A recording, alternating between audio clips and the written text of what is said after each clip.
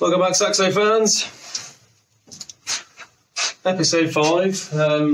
Thanks for watching previous episodes. Hopefully it's some interesting content for you. But yeah, it's difficult to think of how to keep it all going and what's interesting to watch and what's not. But I thought I'd better explain why it is that I'm doing what I'm doing in a particular order. So it's all based around space, really. I don't have the biggest garage. It's got a load of bikes and stuff in here, and yeah, I am limited, so I can't afford to sort of strip the whole car down and have it all laying around because I just wouldn't be able to cope with it. It'd be carnage. So I thought I'd start at the rear because it's probably the simplest part of the car to deal with. And once it's done, it's kind of out of the way. So fuel tank, rear axle, suspension, brakes, and all that kind of stuff at the back. Once that's on, it's finished and out of the way. So at the moment, the rear beam is still with Axles by Steph down on the south coast. Once that comes back, I want to put that on almost straight away. So my aim really is to get the underside done and undersealed and fresh, ready to go, so I can just lob it straight in, put the brakes on, and then carry on working my way forward underneath. So I'm kind of working to the front of the fuel tank as my finishing point for now before I move on to the rest of it. So I mentioned in the last video that I was going to go with some this gold heat-proof or heat-resistant tape. So I'm going to go that and get that on the fuel tank now. So let's crack on with that.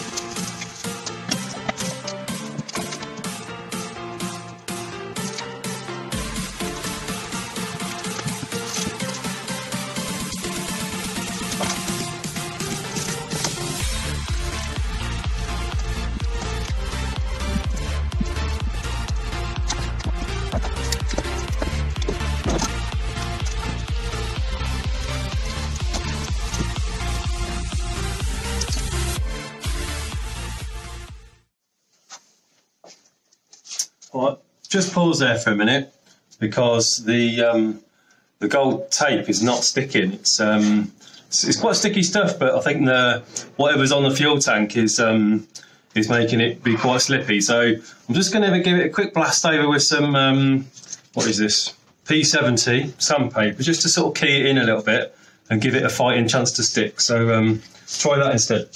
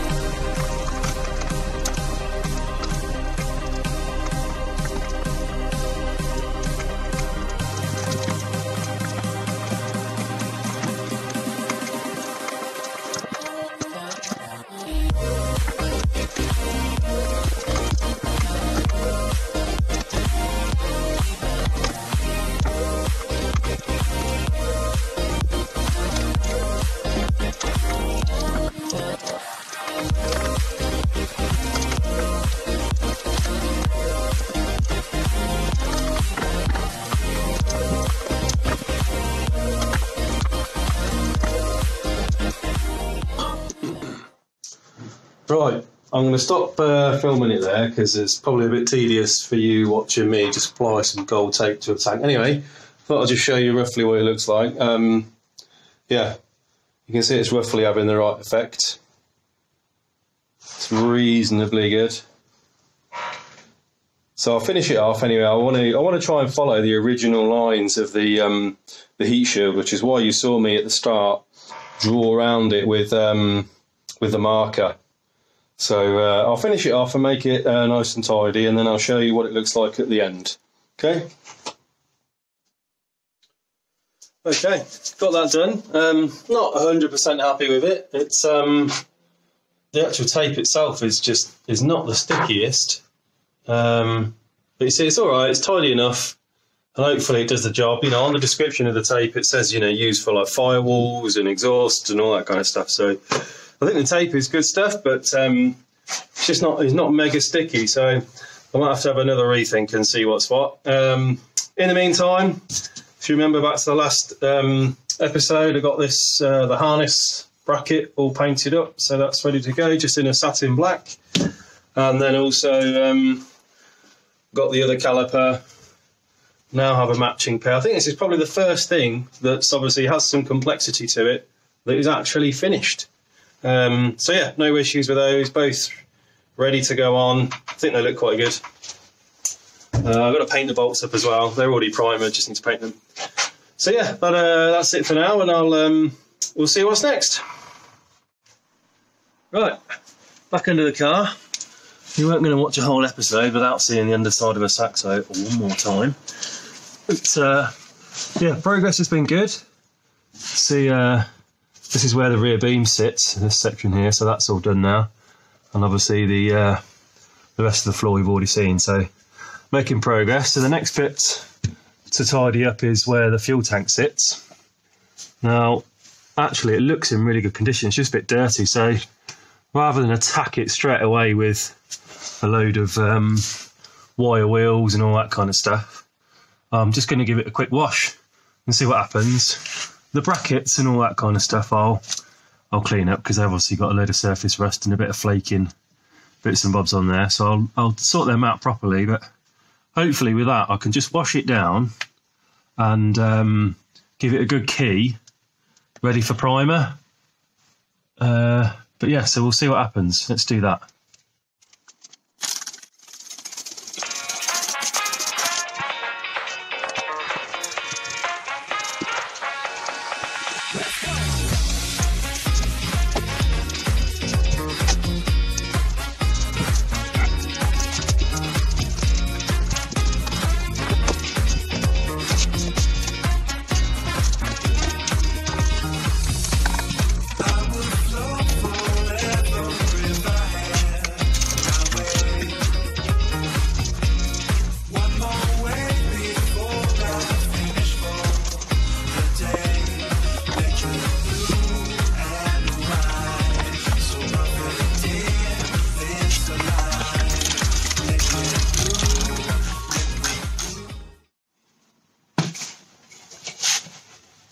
Right, go get the hose, we'll rinse it off.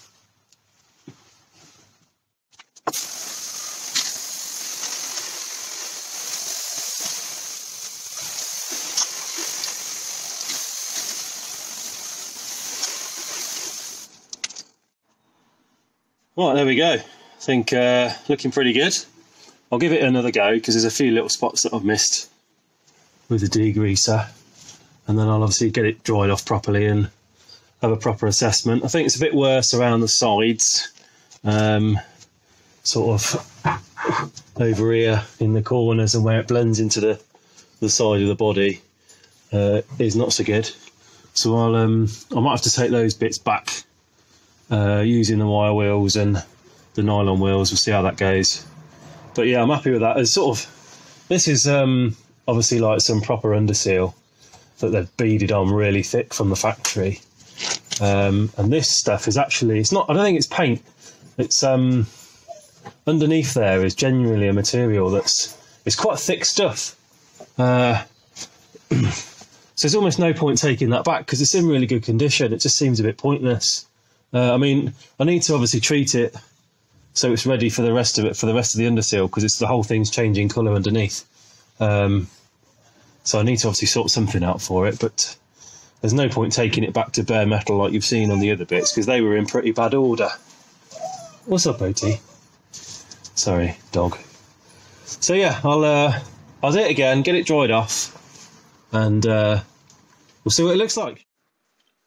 Right, I thought I'd take this opportunity while the while under the car is wet to rinse down inside the murder tent, because all the grinding and all the dust and everything is all over the sides. You can't see it in the video very well, but it's already looking pretty sorry for itself. So I want to look after it, keep it looking tidy. So I'm going to give it a good rinse down. And also, I mean, look at the top of the car. you know, this stuff is, it's pretty nasty. So I'm going to just rinse the car down as well and get rid of all that. But yeah, just to keep on top of it, otherwise it'll be awful. So I'll do that while the floor's wet and then let it all dry and probably get the heater and the blowers in here and see if that fixes it. So let's do that before we carry on.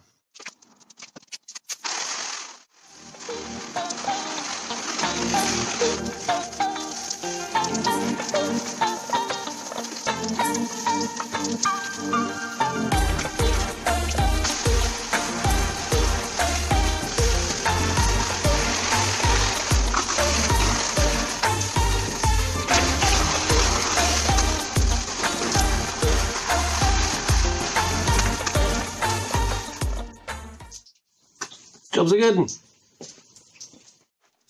Right, while I'm waiting for everything to dry out a little bit on the floor before I can get back underneath and not get soaked, I thought I'd just do a bit of maintenance, tidy up and everything like that. But also, I'm going to whip the discs off. I'm going to leave the calipers in place for now, just for storage reasons. But these are starting to get really rusty, and actually they're really good discs. There's no lips on them. There's hardly anywhere. I can see the pads have got loads of meat left, so it's highly likely I'll use these discs again, but just to save them going really bad, I'm going to just whip them off and then clean them up and store them properly. Otherwise, it's just going to get to a point where I can't use them. So let's just whip them off and yeah, get them in the garage.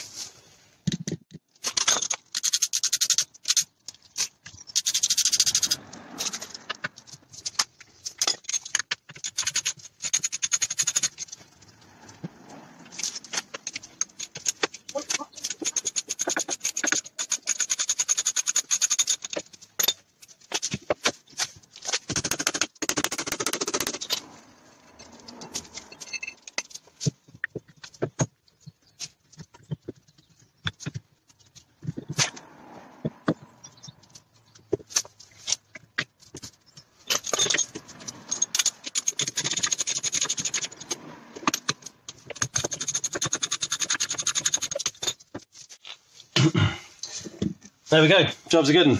One brake disc off. So if anybody's wondering, these are from a 306 GTI, I believe, and the Brembos are from a 406 Coupe, I think. From my test drive on the car, when I first bought it, I did a good stop on them, and I thought the braking was phenomenal, really, really good. So they're definitely going to stay in, probably get refurbed.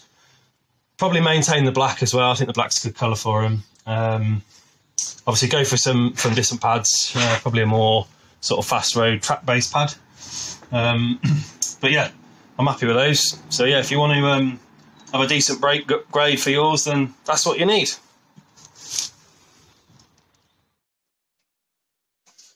Right, change of plan, I think. Decided to give up on the gold heat shield idea. It just wasn't working out. It's just that stuff just not very sticky, just a bit rubbish. Anyway, it's a bit of a shame because I think it looks cool, but yeah, anyway.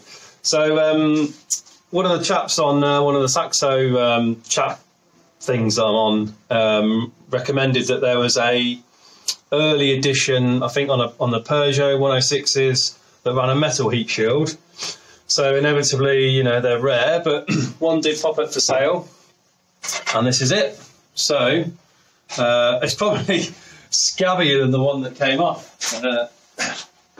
This one, obviously, this is like a fibre-based one versus that. So I'll get it cleaned up. We'll see how well it cleans up. All the holes line up, I think, apart from one, but I can drill a new hole in this, so that's easy to do. So I'll get that cleaned up, and then I'll show you what it looks like.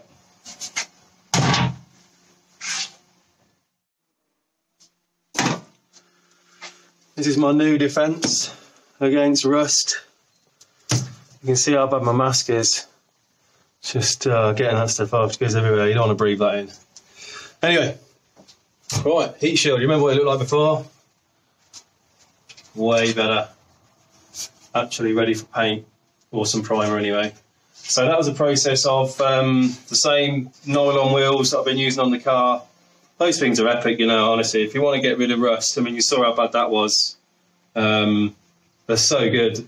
The only restriction is obviously they're quite big, so you can't get in the nooks and crannies, but that's just about the right size to go in the beat blaster. So any bits that I missed with a wheel was taken off with the blaster. So I'll give that a quick wipe down, clean it up, and get it in some primer. Job's a good one.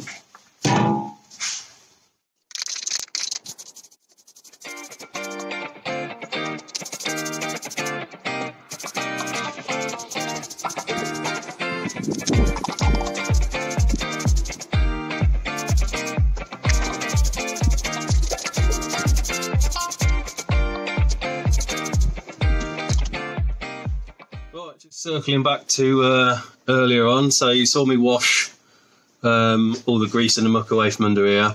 So I spent another few hours under here earlier and managed to get it finished and in primer. So it's all done under there now. That's obviously where the fuel tank's going to sit. So one thing I wanted to point out, if any of you have got Saxos or 106s, then up here, this area, if I can point it out properly, this area here has a really thick layer of underseal already let fly from the factory, and on mine it just peeled straight off. It was like a plaster, and underneath was quite rusty. So thankfully salvageable. Managed to get rid of most of it, well, all of it. But yeah, if you've got one of these, then it's worth having a look, because that is an area where they really could go. So yeah, anyway, quite pleased with that. It looks pretty good. Under here is all done now, apart from the rear arches, which is the next bit to attack. So I'm going to get on with those, and then hopefully I can order the underseal I'm going to use, because I've changed my mind on what I'm going to do with that as well. So let's have a look at the arches, shall we? Right, so rear right arch, here we are. So you remember I did a load of this before. So he took it off with the wire wheel, and so there's a couple of things I need to do in here. First of all is peel off the old underseal. I just wanted to show you this. This is obviously what happens when you don't do underseal properly. I can literally just peel this off. So whoever did that before, it's just an awful job. I'm sure it did the trick for a while, but anyway, the other thing as well is in this area here, you can see it's just started to, if I can get in there properly, it's just started to go rusty around here, and the main reason for that is probably a common area. I think water's got in between the double skin here, so I'm going to cut off this front skin, and hopefully it's not too bad behind, dig out what's there, and then obviously put a fresh patch in here. I need to do something similar over here as well, and then also slightly worse is yeah, got a hole here that was completely covered with underseal, so I'll cut that out as well and do that. So that's this side. I haven't looked at the other side yet, but we'll get on with that in a bit anyway.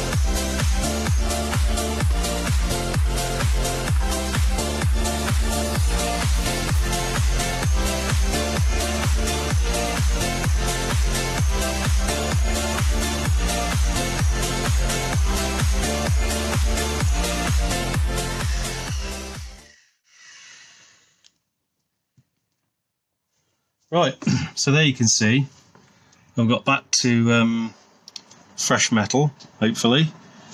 So yeah, I've cut out that little patch. I think from here onwards it's all good, both sides.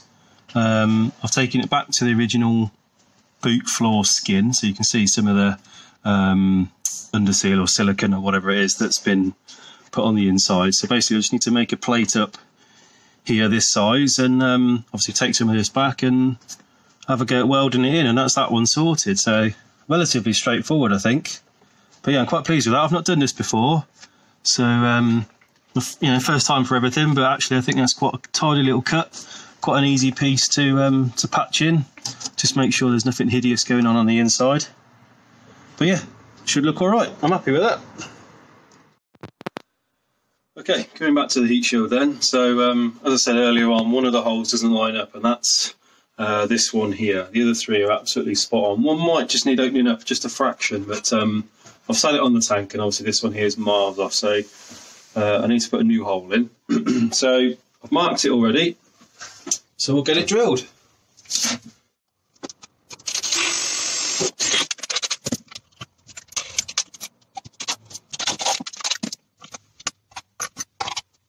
So the existing ones are about 8mm, so I'll make this the same.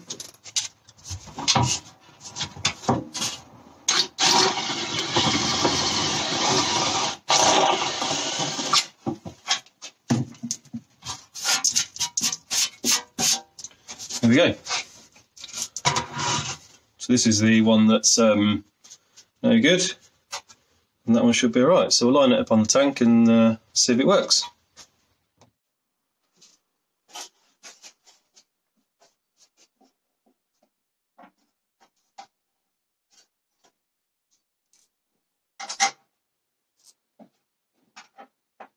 This is the new one.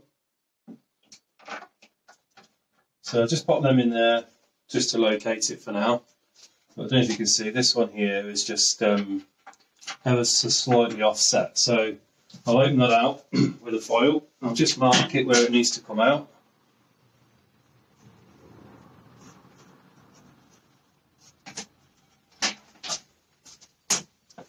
And we'll get that filed down.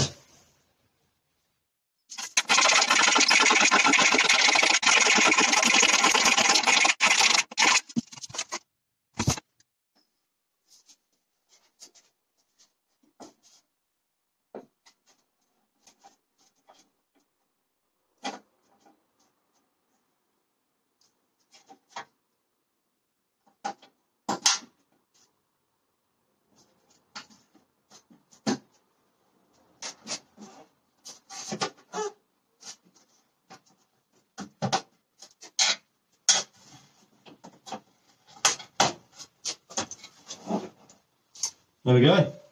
Jobs are good. Happy with that. I'll put the screws in obviously once it goes on the car. But yeah, I'm delighted with that. It fits a treat, and it's got rid of the old scabby one. It still needs the heat-proof paint, which I'm still waiting for it to turn up. But yeah, I'm delighted with how that's turned out. Happy days. Okay, so VHT paint turned up. Got it painted in silver. Happy with that. I did have some VHT black, but it wouldn't have been black originally, I don't think. So went with the silver. I think it looks good. So I'm happy with that, considering what it looked like when it arrived. I'm really happy with how that's turned out. I'm going to call it there for this video. There's a few things that are going to be coming up in the next video. Number one, I need to repair the patches that I've put in, or that I've cut out rather, in the car. So I've got a welder come in, and obviously all the associated kit and everything you need to do welding. And yeah, and also I've bought the underseal, so I'll walk you through what I bought and what I'm going to do with that and what my plan is. So as always, thanks for watching, and we'll see you again next time.